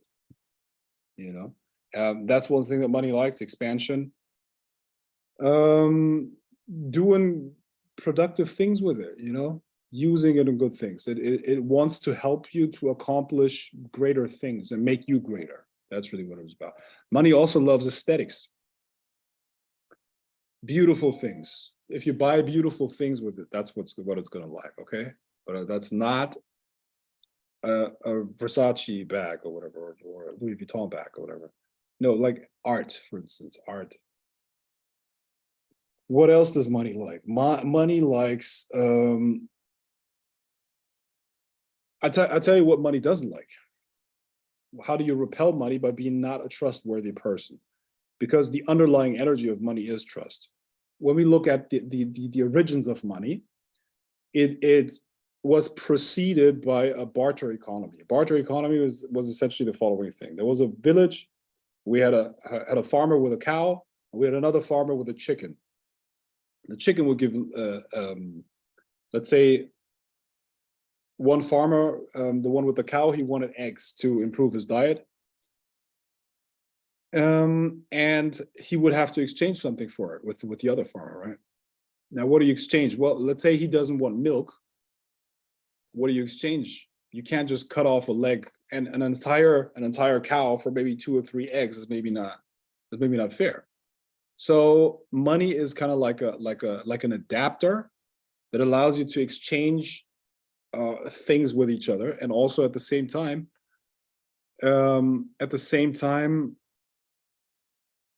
you have to trust that you can exchange that voucher for real value at any time. That's, I mean, when you look at a dollar bill or a credit card, printing that credit card maybe costs $1, but you can have unlimited amounts of money that you can exchange to the credit card. But why is that? Because people trust that they can use that currency to exchange it for real value, meaning food, shelter, and all of these things at any given time. So the underlying energy of money is trust. If you're not a trustworthy individual, you will never be able to attract money. That is something that most people don't understand, because most people think that you have to be a lying prick and ruthless to make money. But the opposite is the case. The opposite is the case. The more trustworthy you are, the more money is going to come to you. You know? And there's a narrative out there that everybody that came into money must be a horrible person, all that stuff. That's maybe true in a couple % of the cases, but the overwhelming majority of people, I know a lot of people with money, okay? I'll tell you, they're some of the best people that I've ever met. They're trustworthy, they're grateful for the smallest things. They notice the smallest things. And they're so helpful. They're so open to sharing their knowledge and what they know. So, and you know what poor people usually do? They're fucking like, they rip off everybody, and at the slightest chance that they get, you know, oh, I can make $100 here. I did that experiment, like on a smaller scale here, like on the Grail of the Serpent. There was these, usually my seminars are more expensive than most other seminars, right? But I did that because that ensures a higher quality of client, actually. There was this one time where I did an experiment with a friend of mine. We did a seminar, just a seminar for $10, just to see what comes out of that. Now, of course, a lot of people signed up, but also the lowest quality of people, man, I'm telling you. People try to basically defraud or not defraud, but they try to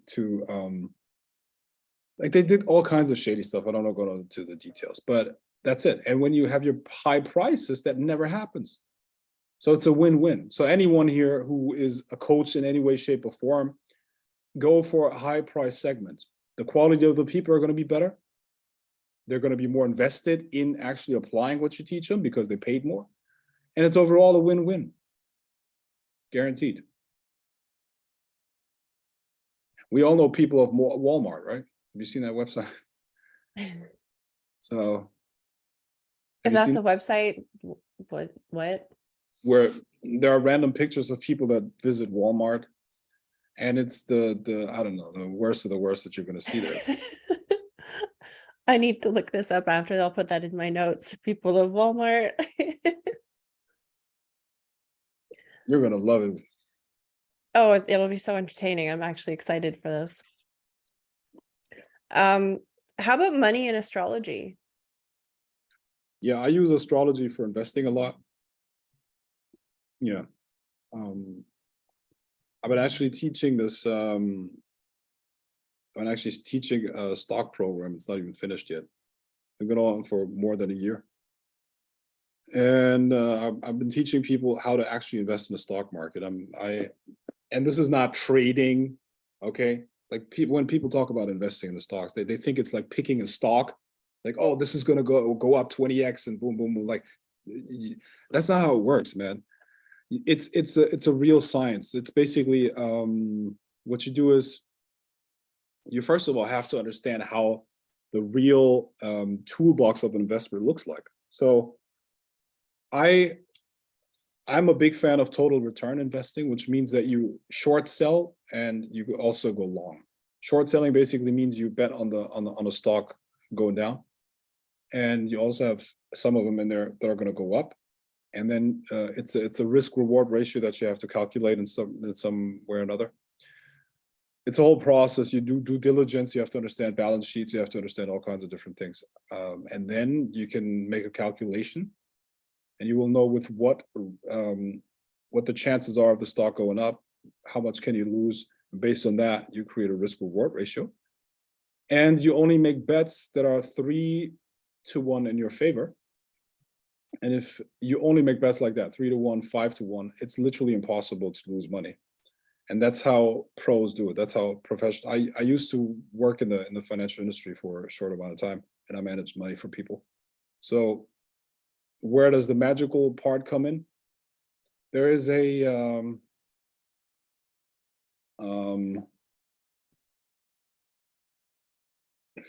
okay, so I would have to go into market signals and technical analysis to give you a real explanation of that, which is what I'm not going to do. However, I'm going to give you a broad overview of how astrology can come into investing. So different segments of the economy are ruled by different planetary energies. So you have, let's say, beauty products, L'Oreal. I'm sure you're familiar with L'Oreal, obviously, right? So L'Oreal, that company is ruled by the energy of Venus. Yeah. So Venus has an influence on Earth. However, Venus's influence is influenced by the other planets that are that form certain angles with Venus to create a certain energy on this planet. So let's say Saturn. Saturn stands for restriction. Let's say we have a certain angle, or let's say we have an opposition between Saturn and Venus. That will create a restriction of the influence of Venus here on this Earth, and that is going to prevent Venus of having a positive effect on L'Oreal, and the stock is going to drop. And that works like clockwork. So you can literally look at the charts. You can look at the different energies and what the planets are doing, and based on that, you can know what segment of the market is going to go up and down. You could also look at the birth chart of L'Oreal, for instance, which in this case would be the initial public offering, the IPO, usually New York Stock Exchange. And based on that, you will see, just like you have good days and bad days, a company has good days and bad days as well. And that can be seen in the birth chart. And based on that, you make money. You know Can what they you say? Millionaires don't use astrology, but billionaires do, and there's definitely something to that, for sure. I know he's an economist, but also an astrologer, and he combines those two, and you wouldn't believe the clients that that guy has. Okay, the fucking politicians, fucking big hedge fund managers, fucking CEOs of this, and that, and the other. So make no mistake, this is absolutely known. You know. You know, oh, did I tell you my padrino, actually, one of his clients, he's from Holland. The Queen of Holland was one of his clients. That's pretty impressive. So you would Yes. say like every occultist, like you need to learn your astrology. I want to definitely master it, so I wouldn't invest my time in anything that doesn't make sense, right? So Yep. Can you like look at like your, I guess, like financial destiny through astrology, like projecting in the years to come for yourself? Like, do you think that's something like set in stone, written in the not stars? necessarily set in stone, but yeah, I mean, to an extent it is. I mean, you have to look at what Jupiter is doing in your chart for the most part, and what's going on in your second house. Second house and Jupiter are the most important placements when it comes to money in your chart. Yeah, I'm lucky. I have Jupiter in my second house, which is like which makes it easier. Absolutely, but I would say yes. You can definitely figure out how finances are going to look in your life, and or your relationship with money based on what's going on there. However, all of these aspects that you're seeing in your birth chart are learning aspects. They're allowing you to grow into your power.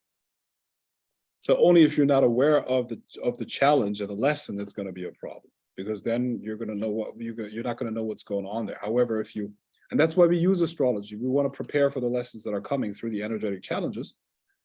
And on the flip side of a challenge, there's always growth. So you could use a financial challenge to increase your wealth, actually, you know. Mhm. But people don't see it like that because they walk through the world blind for the most part. Yeah, one of the most like powerful places or powerful parts of like rock bottoms is calculating how you got there. And then using that to like be like, wow, that's the area in my life that I need to put my energy and focus into repairing so that, yeah, this doesn't happen again. Because I guess the definition of insanity is doing the same thing over and over again. And people get looped into their patterns, but yet fail to see the common denominator. Yeah. So it can be really powerful to like isolate, how did I get here? What's that one thing? And that's all, if that's all you focus on fixing, like one thing at a time, it's a beautiful process. At least that's how I've navigated through my life and strengthening myself. So astrology is a very powerful tool. What about like spirits as well when it comes to money? Like, would you say there's any like specific spirits that are, you know, more inclined to help that way? For sure. But see, here's the problem. Or not the problem, but okay, how do I formulate that the best way? See, it's always, what is it, what is it that you want?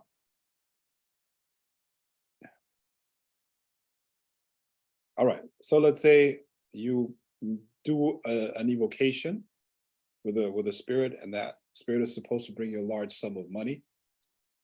That will work, yes, absolutely. But your skill and your ability to understand that subject is going to make sure that you keep it. And I'm the type of person that it's more about growth. I think it's about personal growth. You can definitely call a spirit and let it bring you certain things, but can you handle that energy? That's the question. Can you handle that energy? Everything comes with a responsibility. Being able to handle something means that your thinking is matching what you have in your life. A 5-year-old doesn't understand the consequences of a nuclear weapon. So a 5-year-old shouldn't have control over a nuclear weapon. if your thinking and your inner feeling and understanding doesn't match $1 million, you're not going to be able to hold on to $1 million. And actually, most likely, you're going to destroy yourself with it for the most part. So your thinking and your feeling have to match whatever it is that you want, and then you'll be able to hold on to it and use it to your benefit. In any other way, it's good. You're gonna self-destruct with it. That's, I mean, those people that as soon as they get their paycheck, they start running into the bar and drinking it away, or I don't know what else they do. That is, it's no mistake, if you know what I mean. So your thinking and feeling have to match what it is that you want. And I believe that if you're able to call a spirit and command it in many ways, I think you have reached a certain level of internal control and maturity that you're able to handle whatever comes into your life. You see, that's why a lot of magicians that I see out there that claim to be able to call demons and stuff like that, I'm like, motherfucker, I don't even respect you. Do you think a demon would respect you? The way you present yourself, the way you talk, the way you think, and your words and your thought process are a reflection of what's going on in your mind. The way you talk, the way your thoughts make no sense. Zero chances that you're able to command an immortal force. You see? And yeah, you should judge a book by its cover in a lot of ways. Yeah. So like how would somebody know like when they're ready, I guess, to work with certain spirits? And I know you're talking about like, say, more like demonic evocation, but a lot of people will talk about like, making an offering to Lakshmi or even like Ganesh, kind of these like, they're very well known deities. Okay, so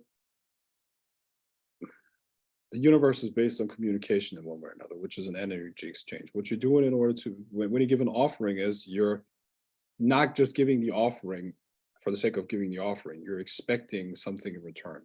So the first step of making that happen is you have to establish communication. So to what extent do you receive messages? You described it earlier, like you talk to the universe and something happens. Do you have synchronicities that you're consciously aware of? Are you regularly able to contact spiritual forces and see a real physical result from that?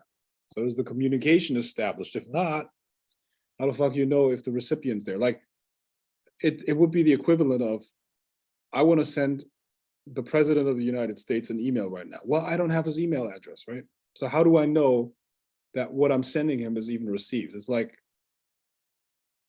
you get what I mean? So communication must be established first, and you must see real things happening in your life before you know that it's actually going on. It's not just a tingling feeling in your asshole or something like that, okay? Oh. You'd be surprised what I hear, Robin. Frank, I yesterday I called this spirit, and then I felt a tingling in my asshole. Is that, do you think that's Lucifer? I don't know. Oh my God. Yeah. I used to like have a heyday going on to like spiritual forums and like reading people's like comments. I don't know. The ascension flu. That one always that kills me. Everybody's got the ascension flu symptoms. Ascension flu. Oh, you know what I understood? Ascension flow. Oh no, ascension flu.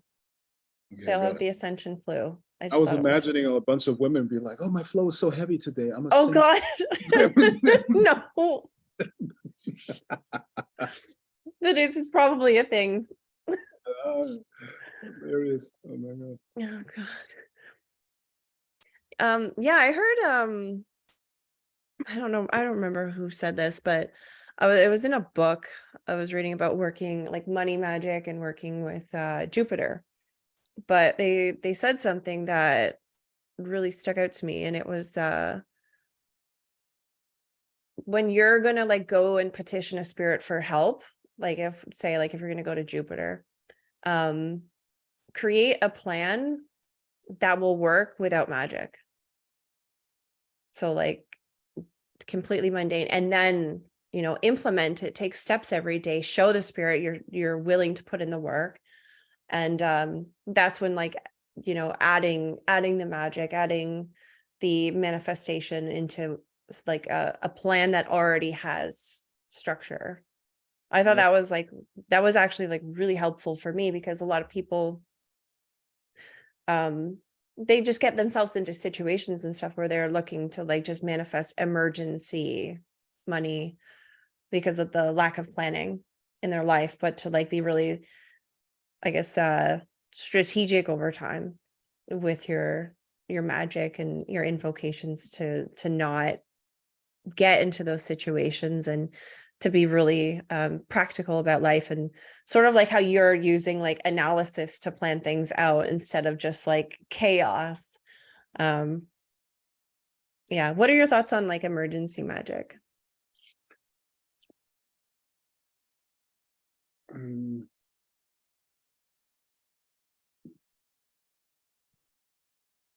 Whew. Bro, what are my thoughts on emergency magic?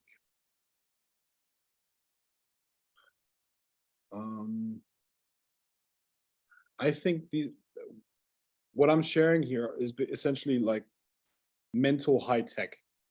And most people have never learned this stuff. Most people have never been given the tools to deal with their own mind. That's essentially the problem, you know? And the mind, if it's untamed, it's a big problem. It's gonna fuck with everybody, you know? And I think most people just have never learned how to handle their own mind, how to understand it, how to break down the processes. And based on that, it's garbage in, garbage out. The mind is super powerful, but if you give it trashy information, or if you give it garbage information, it's going to give you garbage. Everybody out there is a genius. Everybody, literally. Okay. Now, of course, there are smarter people and dumber people, but that it's not that big of a difference. Every single brain out there is a fucking supercomputer. It's a fucking supercomputer, and if you feed it the right information, it's gonna do incredible things. So the problem is that people have never been taught how to use their mind, and even more so, they have been intentionally fed lies about how the mind works, what they should do, how to handle it, how to use it. And I mean, one example would be, for instance, the definition of language. How does language work? You know, we are given a certain dictionary that is supposed to define reality, but when you go into any situation where it actually matters, they're using different dictionaries, and those different dictionaries with different definitions of the same terms are what actually runs the court system. For instance, Black's dictionary. That's what they use in the court system, you know, and many other things. So it's literally like it's almost as if the system has been created by people that understand how language works, that understand how the mind works. It's almost as if they were magicians to keep us all under one spell. And that's exactly what's going on. So I don't believe in emergency magic. I believe in control. I said that before. I believe control is what you should strive for in every situation of your life. Why? Because if I'm driving a car, I want to be in control over the car. If I'm dealing with a certain situation, I want to be in control over that situation. Otherwise, I would be insane. Like it would be this, like you don't jump into a car blindfolded with your hands tied behind your back, right? And just because other situations are not as consequential as that for your life, it doesn't mean that they should be handled any different than that. And most people live a life that is unfortunately not based on an understanding of what they're dealing with and control over it. It's more urban myths, urban myths. Everybody, in a sense, everybody is winging their own lives. That's what it feels like to me oftentimes. When I talk to people, everybody's, oh, yeah, this, this. And it's almost as if they've given up. After a certain age, they give up. Like when they're too young, they don't understand it. And they think everybody has like, they think life, they get their education from TV shows, you know, like Sex in the City or something like that. They watch Sex in the City, oh, that's what life's like. That's where people get their ideas about business as well. How does business actually work? They watch a movie and they think that real life is going to be like that. Where do people get their information about love and relationships? Movies, you know? And that's how people live their lives. I think I went into that example before. But the point is, of course, you're going to have shitty results. But the problem is nobody teaches people how that works. And I think most people are also too lazy.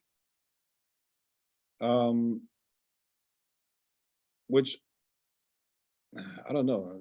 I guess it's also encouraged. But, you know. Well, yeah, why would you want to go and live your own, fantasy movie when you can just sit in your bed and order skip the dishes and eat chicken wings while watching it? I mean, it's comfortable. But I like the thought of like living my life like a movie. Yeah. Which I feel like it's becoming. Absolutely. It's so crazy. Just all the opportunities that it's like I've been able to experience, and joining your school of adepts as well has been, it's just like larger than life to me. It's just like, oh my gosh, like please people, like keep dreaming. No matter how like crazy your dream, well, within limits, but but like don't be afraid to dream big, because what I'm about to like do with my life is like, I feel like my life is like the coolest movie of all time. Like I'm so happy at this very moment with where I am, and I'm like, dude, like you could all have your own movie. I don't know. I can't even, like, I have a hard time just like watching regular TV, or we were talking at the beginning of the conversation, like Christmas and all these things that people get involved in. I'm like, like I have no desire whatsoever to watch like the same movie every year on repeat, or listen to like the same Christmas music, or do the same old program running on like loop. Like I'm like, I can't. I have so much shit to do. Like I can't. I would just like, I get so antsy, trying to watch something twice. I'm like, this is such a waste of my time. I have really cool shit to learn. I want to go explore a different realm in meditation. Like, fuck. It's I yeah. think it all boils down to like being in touch with your purpose. When you have your purpose, then your life is going to be like an adventure, like you said. I mean, I think you just have found your purpose. I think you just know what you want to do with your life. I think most people just don't know that, and that's why I guess what they're doing is fine. But between us, Robin, I'm happy that there are so many people who are taking care of all of this stuff, the infrastructure and all of that. Because if I had to milk my own cows, if I had to create my own food and all that stuff, I wouldn't have time to do what I've been doing. So maybe I should just be happy for other people taking care of all of that. And you know what? Like, who knows, right? Like, what lifetime somebody is on as well. Like, people have to go through their own soul's evolution, and they'll do it at their own pace. And you really, like you're saying, you can't change it or fix it for them. Although the psychic readings I do are pretty awesome, because that's what I like. That's my passion, is like trying to, working with the spirits to like tune in to see like where they are in relation to like getting onto their adventure.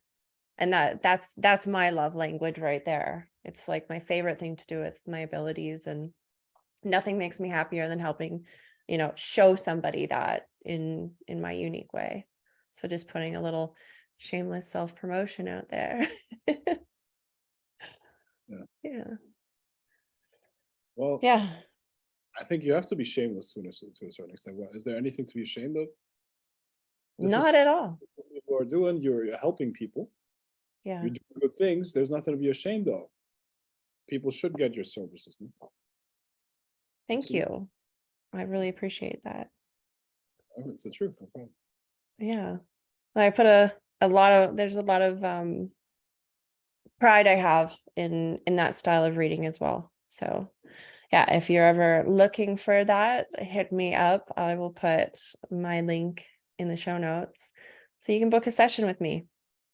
So I can guarantee you will walk away feeling connected to something higher, beautiful, exciting. Yeah, I can attest to the fact Robin is a real gateway. She has real legitimate spiritual abilities. And that is a lot of value that you're not going to find that much out there. So take advantage of her as long as she's offering it, you know. You don't come across a medium like that every day, right? So take advantage of it. Well, thank you, Frank. That is something like I do not take lightly to have your recommendation. So You're welcome. Absolutely. No, I mean that for real. That's recommendation from the Bronze Dawn. recommendation from the Bronze Dawn. I'm legit. You're so legit now. Yeah, you're so legit. You're a made woman. Absolutely. I am. I'm gonna just wake up tomorrow and be like, I'm a badass bitch. Yeah. I mean that's what happens when you connect to my energy, Robin. That's what happens. You start walking through the world like a fucking boss, and you know, telling everybody what they're doing wrong. Just kidding. I'm just kidding. Absolutely not. I'm not like that, and I'm not. What's the word? I'm not. Listen. I don't spend my whole day telling people what they're doing wrong or telling them about my opinion. Of course not. But if I'm asked about my opinion, I'm going to share it. I'm way too busy doing my own shit. So, you know. Yeah, and your energy is just like I feel like you just like command respect just with your presence. You know, like you didn't have to be like, Robin, you should go to the gym. I'm just like, I really want to take like the absolute best care of myself to take these studies seriously so that I can show up in a different way, because you know, nothing less than that is acceptable anymore. Like this standard has been raised and I can feel it, and it's just you learn how to like lead yourself and feel the energy and the vibe of like what's coming, what you need to become. Like that's the thing I think that holds most people back is they lose the fight with themselves. And you know, I'm starting to see it's like, wow, when I really just like tackle that issue, the rewards on the other side of that, like that's the most beautiful thing. It's worth it every time. So you just got to tell that voice that doesn't want to do it in your head to shut the fuck up and do it anyways. Yeah, the way you do one thing is the way you do everything else, and everything that you do is an extension of you.